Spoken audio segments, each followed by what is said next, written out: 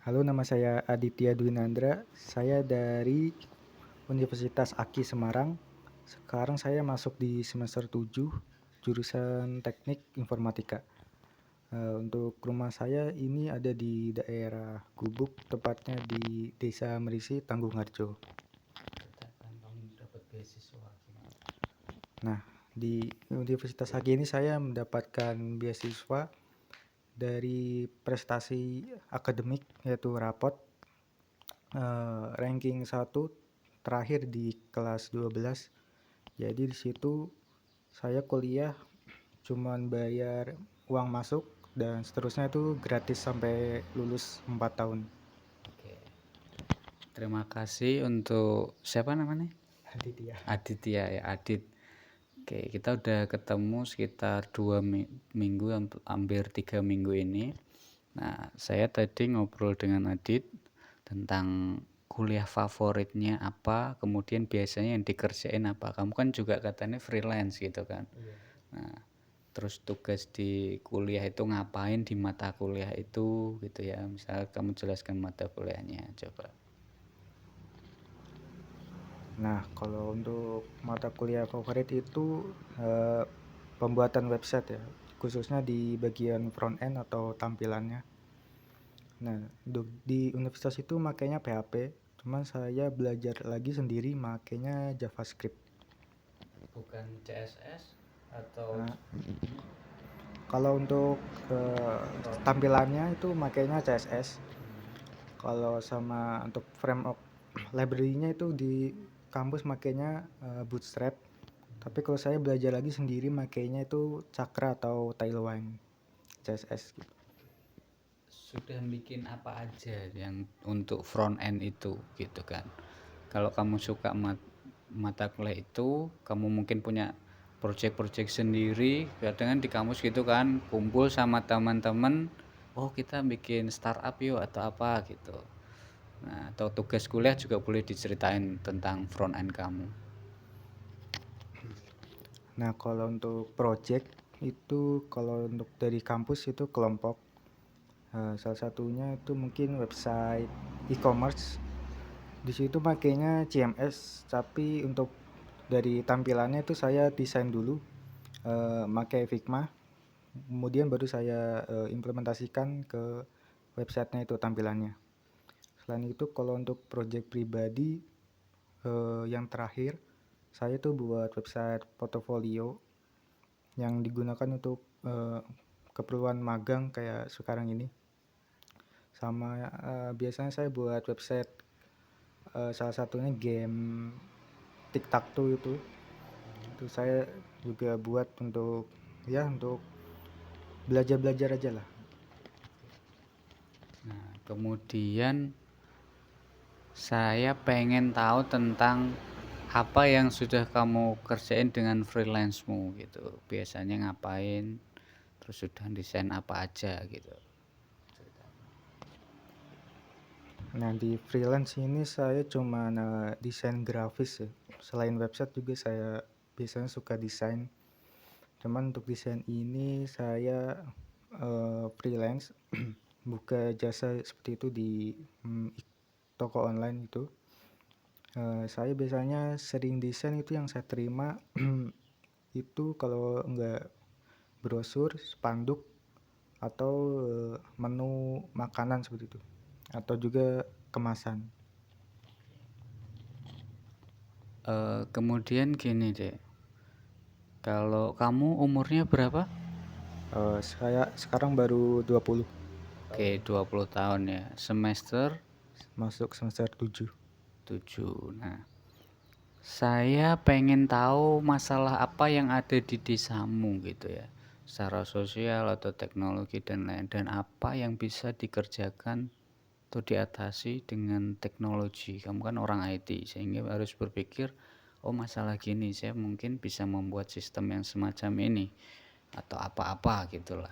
Coba kamu analisa di desa kamu. Kamu kan tinggal dari kecil di situ kan? Nah,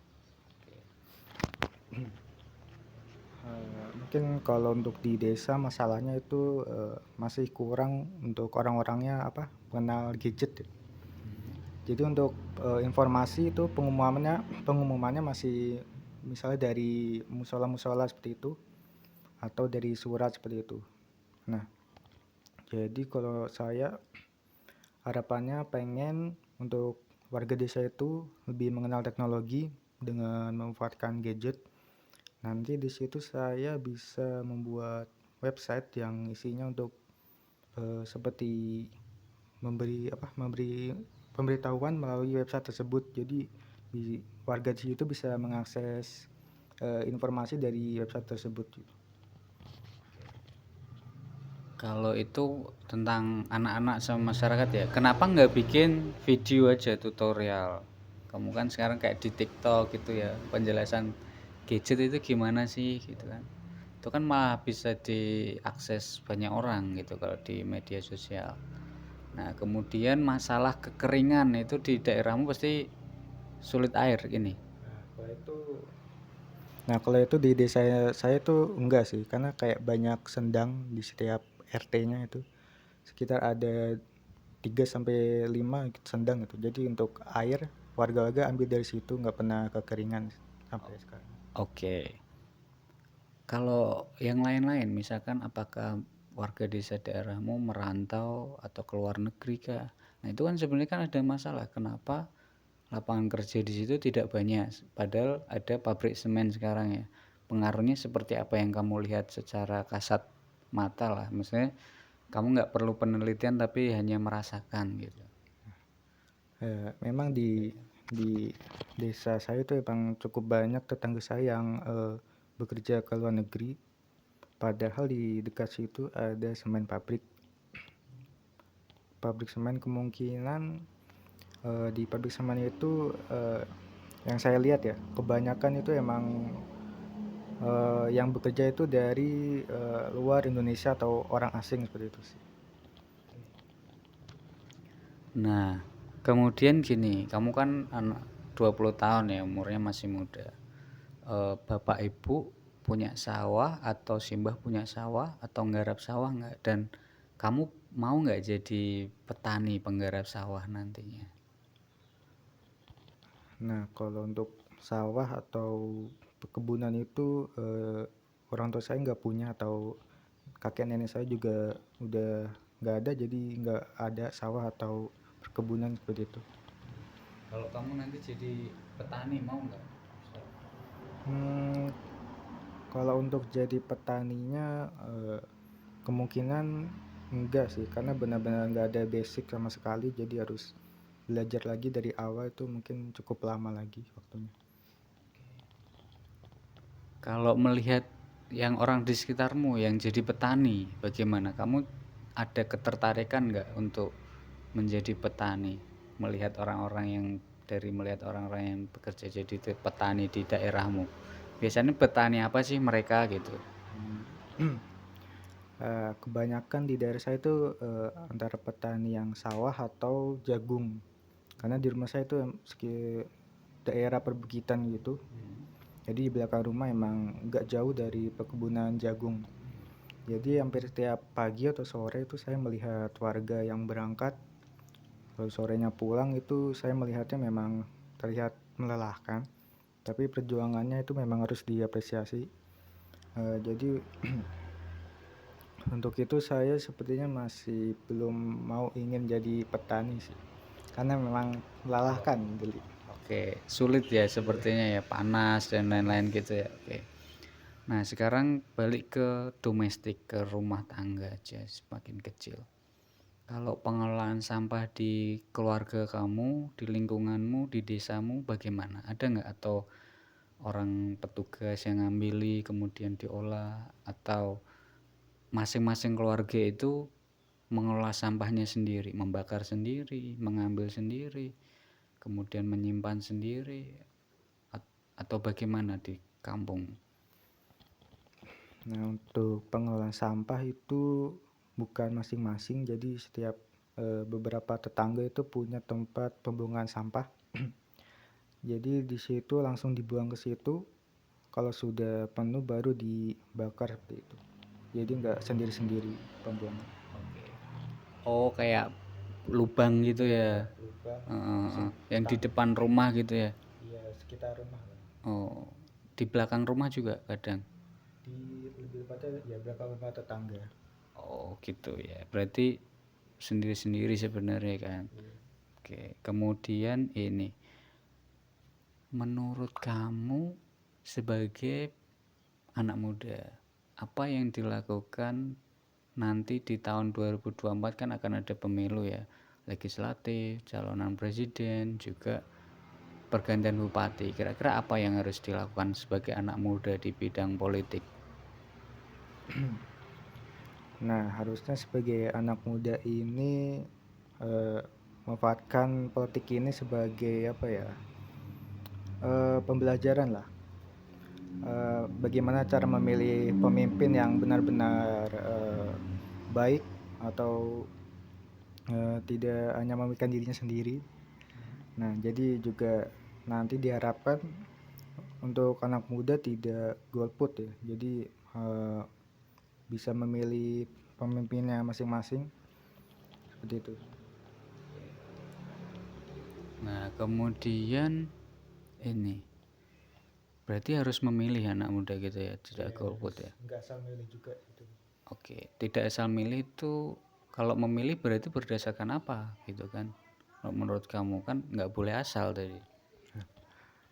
Misalnya dari cara dia itu ya, misalnya dia kampanye, biasanya itu dia membagi-bagikan misalnya uang.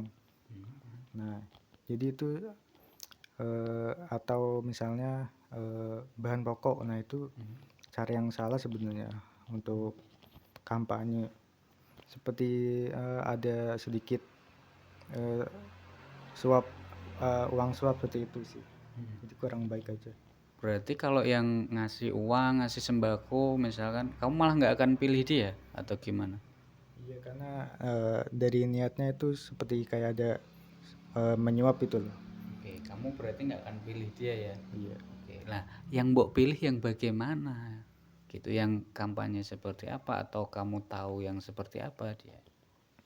Nah, mungkin lebih yang eh, membantu ke semua warga itu kayak misalnya ngasih solusi untuk mengatasi pertanian seperti itu ataupun untuk kebutuhan usaha suatu desa tersebut itu. Jadi nggak setiap orang dikasih seperti itu. Jadi untuk menyeluruh satu desa seperti itu. Nah, kemudian ini, di Mrisi itu biar desanya maju itu kira-kira harus ada apa sih? Fasilitas apa atau program apa atau mengembangkan apa gitu misalkan. Hmm, di desa Mesi ini sebenarnya banyak pertambangan batu kapur. Nah, jadi dari situ sebenarnya bisa dimanfaatkan ya untuk orang-orang sekitar situ bisa eh, melakukan jual beli batu kapur di situ. Jadi bukan dari pihak luar yang menjual belikan seperti itu. Terus apa yang harus ada ide kamu? Kan itu sudah ada. Eh, Mungkin itu ya lebih ke memanfaatkan apa UMKM ya, karena di desa lain yang saya lihat itu mulai banyak yang jualan di pinggir jalan. Kami di desa saya itu cuman ada satu atau dua lah bisa dihitung. Jadi terlihat perbedaannya itu. Jadi memunculkan UMKM orang jualan baru di Iya. daerah Desa Mresi ya. Nah, kemudian ini, kalau kamu ingin pemimpin yang seperti apa untuk Grobogan, untuk Jawa Tengah, untuk presiden nanti? Nah, mungkin untuk pemimpin di Grobogan, saya ingin mungkin untuk mm, tidak hanya mementingkan di pusat-pusat kota seperti itu, namun juga di pinggiran seperti desa-desa. Karena saya yang rasakan itu untuk jalannya saja itu masih banyak yang masih belum benar lah jalannya. Lalu untuk presiden ya, Jawa Tengah dulu. oh Jawa Tengah ya. Untuk Jawa Tengah mungkin sama ya, untuk di daerah perbatasan tuh jalannya kenapa masih belum bagus seperti yang di kota-kota seperti itu. Hampir setiap di perbatasan tuh jalannya selalu masih belum rata seperti itu. Terus Indonesia Untuk Indonesia mungkin ya, untuk lebih membuka apa, peluang pekerjaan untuk orang yang masih pengangguran mungkin ya. Entah itu mungkin membuat perusahaan atau apapun itulah untuk mengurangi pengangguran lah. Nah, kemudian sebagai penutup, kamu bisa menjelaskan tentang ide kamu ya untuk Grobogan ini terkait dengan teknologi gitu. Nah, kamu kan sudah semester 7, dulu bikin PKM nggak? Belum sih. Oke, belum pernah bikin PKM ya. Nah, kira-kira ide apa dari permasalahan yang ada di Grobogan yang bisa kamu atasi dengan teknologi? Itu sebagai penutup juga, monggo nanti.